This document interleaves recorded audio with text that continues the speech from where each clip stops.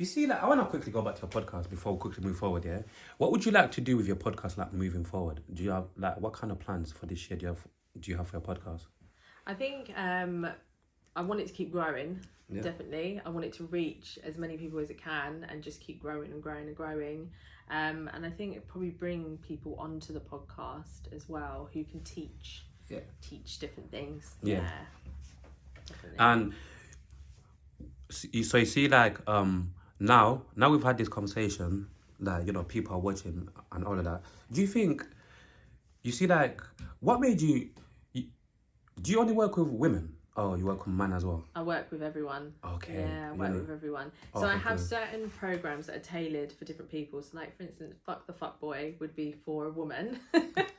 I should maybe create one, Fuck the Fuck Girl, for men. But yeah, I do. I work with everyone. Yeah. Okay. And you see, like, talking about going through these processes, with the process of healing and whatnot, I think I saw something when you said, like, one of the most important things, obviously, is that, I think you said your food and water. You said something basically along the way of, like, you might, if you don't find a way to deal with your internal issues, like, even if you go gym or even if you eat the right food, that's not gonna mean shit. Like, I really found that really, like, interesting. Can we talk about that a little bit? Because I feel like that's very interesting, because probably somebody might even watch this conversation who might be doing that, not really tackling the internal issues, but just because they're going to the gym, doing a little workout, trying to eat some avocados, and they think that they might be on the right path. What would you say to them kind of people? Like, why is it so important, regardless of how healthy they're eating or the exercise, why is it so important for them to dive in and still do that internal work? You get me? Yeah, so that is going to help. But it's called mind, body and soul for a reason. So it's connecting with every part. So if you're just working on the body and going to the gym every day, but your mind's full of crap and you're absorbing utter shite every day, and then your soul isn't happy, you're not fulfilling what it is that you're meant to do, and you keep betraying yourself by doing the same cycle, for instance, over and over again. Where is that going to get you? It's not going to get you to that ultimate goal, is it? You know, you'll have a nice body, you know, but obviously if you're ignoring or suppressing emotions, for instance, it's going to manifest into something physical because you end up getting sick. So it's doing the whole package. Yeah.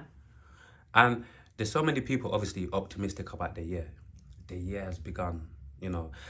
I hate saying this phrase, but I'm going to say it for the people, not for myself. New me, new year, new me, yeah? Like, there's so many people that want to have, like, the best 2025, you know, the best year for their lives and whatnot. Like, I realize, obviously, so many different people I've had in the past, that's happened to me before, where it's like, I don't know why it is, if it's the subconscious, where I set my intentions of obviously having a good year. But the more the year goes on, life happens, and I end up going back in this person that I was before, and end up making excuses, like, you know, I'll try again next year. Like, what the question is, like, why do you think certain people end up falling back in those old habits? And two, what could people do to try to not get back into these old like habits or whatever, and actually try to have, you know, like a really, really good year and moving forward? Like, why do some people just fall back in these traits? So many resolutions don't. So you make that New Year's resolution, and then, like, 3 weeks, we're at this point now, aren't we? 3 weeks down the line, we're like, it's kind of, I can't bother to carry on with this, because you didn't do the work to change your mindset to align it with what it is that you want, and you haven't changed your habits. So if you're still repeating with the same mindset and the same habits, you're just going to achieve what it is that you've achieved before. But if you want a new goal, you need to really invest in how it is you think and how it is you feel, and understanding that the habits that you have are not going to serve you to get you to that next step. So it's like doing that inner work of, you know, really working out where your mindset is at and reprogramming it, and looking at the habits that you're doing. Are they serving you? Are they not serving you? And changing them. You know, and really understanding, you know, where your vibration is at as well. Yeah.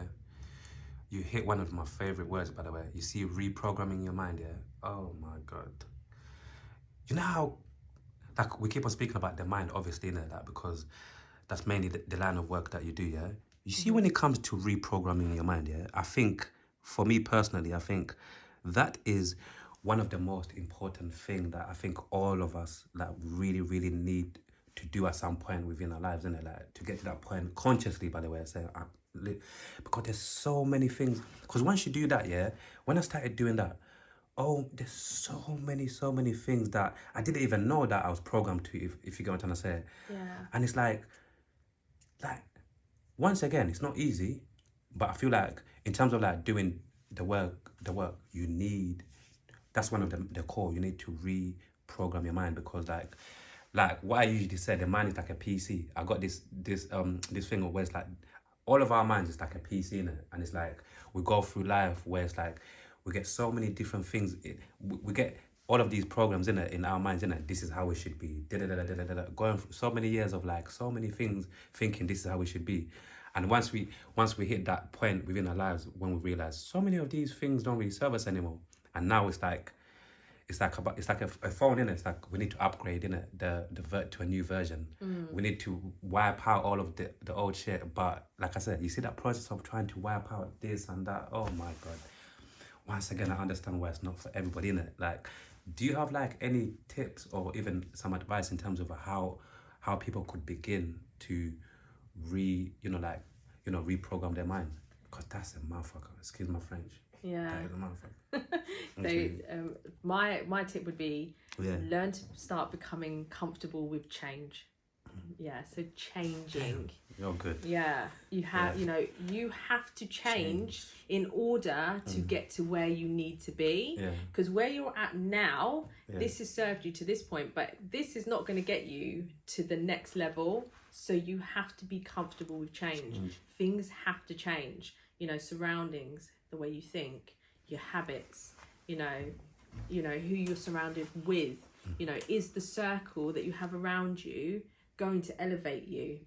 That was one lesson that I had to learn. The people I had around me, if I had stuck there, I would be where I was back then. I wouldn't have got to where I am now, where I've managed to create my own business. I have succeeded within my career.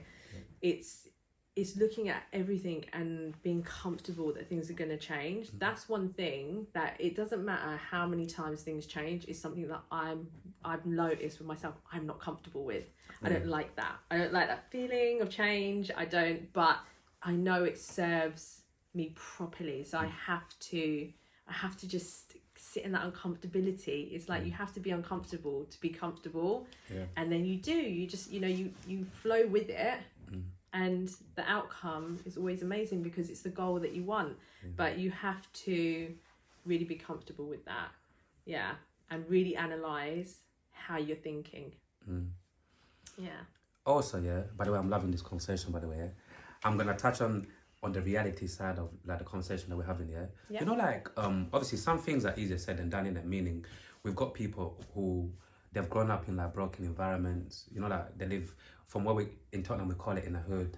They're from the hood where it's like they got friends who smoking weed, drinking, all of these things. And even I want to touch on in a little bit in terms of like how people suppress their emotions by using, by taking drugs, and then later on down the line it ends up effing them up even more, you get me? Yeah. So, like sometimes, for example, I like to use myself as an example. For example, imagine if you was my therapist, innit? I'm coming to you and you're telling me, look, chef, if you want to change, one of the first things that you need to do is change the environment, yeah?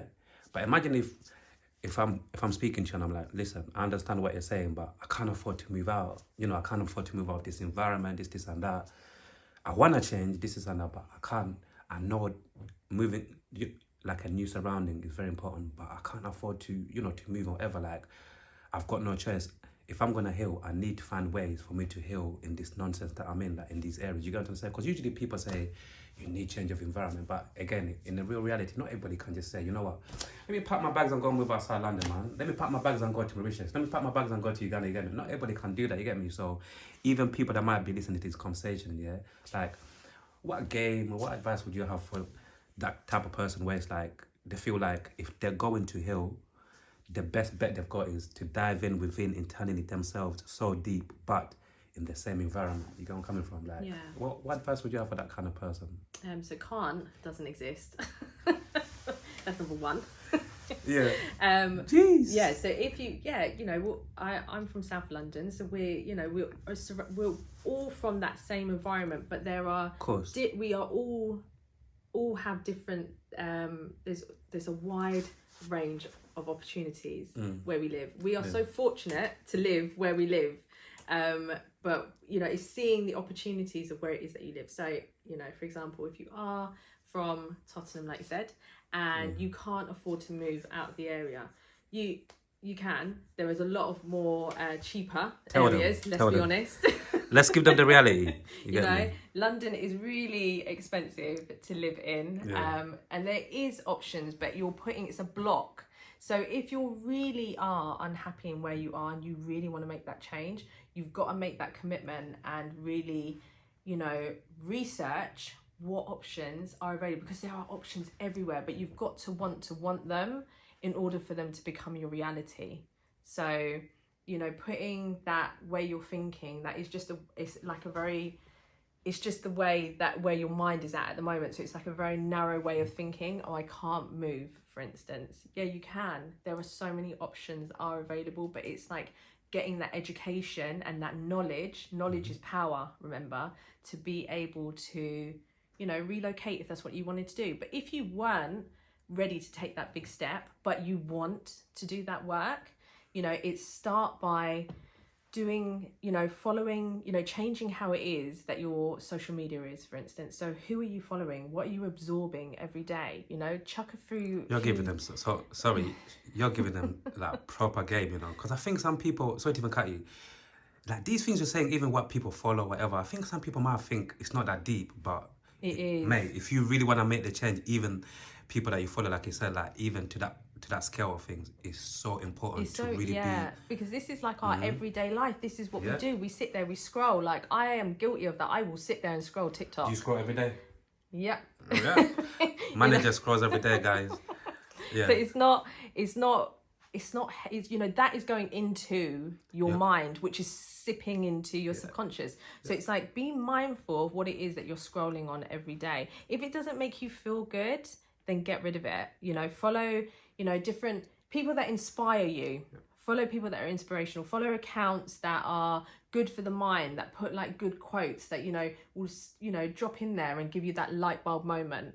Start by changing that, because this is like a habit that we all have in the day and age that we're in. Really assess who it is that you have around you. Are they making you feel good? Are they going to get you to that next level? Or are they going to keep you where you're at? And start distancing yourself. It doesn't mean that you have to cut everyone out of your life, but by creating some distance gives space for you to be able to change what it is that you want to change. Start, reading that self-help book, watching those YouTube videos that are going to help you change your mind and teach you how to rewire your mind. Simple things that you can do is, use meditation, for instance, as a tool when it comes to changing, how your mind is working, and let it sink in. So taking in a meditation that's good for, empowerment, understanding, sitting down and thinking, what is it that I need to change, that I really want to bring into my life? Write that goal down and then really sit with yourself and see what comes up. So what you're saying to yourself, how you're feeling, what emotions are coming up. Could feel like, a simple one could be like, I'm not enough, or I won't be able to achieve that because of my circumstances. No, you can achieve anything that you want to achieve. Everyone can do that, but you've got to want it enough and put the work in to do it. So if that is a feeling that's coming up, then it's working on that emotion of where that's coming from and why you're thinking that way and who's told you that. Have you got people around you right now that are holding you down and saying, do you know what, be realistic, you're not gonna go and do that, just go, continue with what it is that you're doing. No, you don't want to hear that. So it's working on what is going on around you and within you, and flipping the script on it, basically. So meditation is a simple tool that you could put into your life. And before we go to our last 15-minute part, just the last one on this one, some people you see, we spoke about attachment earlier, and like you see how you said like sometimes when you go on this journey, you might need to cut off obviously certain people that are not good for you or whatever. One of the things that I personally even dealt with myself when I was doing like like my own work is like some of these people might be family. You get where I'm coming from, and Yeah. I think this is reality, innit? And sometimes you just might need to fucking cut off like some family members, or maybe even not indefinite, but at least for a little while until you get to a certain place. Like for anyone who's watching this, yeah, and they're saying, "Listen, Chantelle, I get you. I'm trying, but I'm finding it difficult cutting off this family member, this toxic family member, or either my mom, dad, sisters, brothers, whatever." What advice would you have for that person who's struggling to cut off this toxic family member? I think it's like really going, again, sitting with yourself and going deep on why it is that you have that attachment issue to that person, because that's a wound that's playing out, isn't it? So why is it that you have that attachment? It's if it's family, it's what you know. That's how you've been raised. It's what your belief system is. It's how you think. It's it's the love that you have for that person.